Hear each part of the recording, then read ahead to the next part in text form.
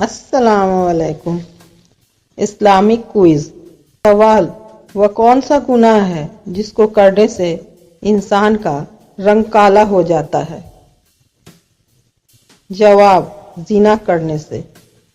सवाल: कौन सा गुनाह है जिसकी सजा दुनिया में भी मिलती है? जवाब: जुल्म करने की।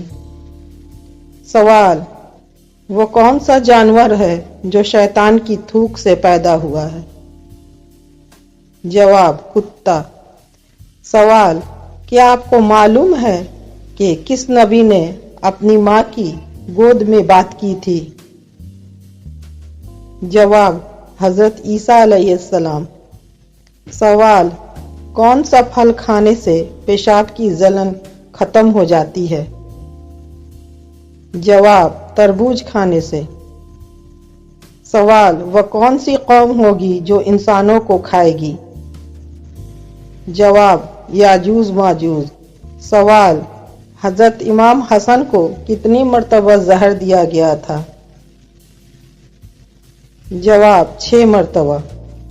सवाल: शैतान की जमीन पर सबसे पहली मुलाकात किस जानवर से हुई थी? जवाब: मछली से। सवाल: क्या आप जानते हैं जमीन पर सबसे पहले कौन सी सब्जी उगाई गई थी? जवाब: मटर। सवाल: जमीन पर सोने से कौन सी बीमारी नहीं होती है? जवाब: हार्ट अटैक नहीं होता है।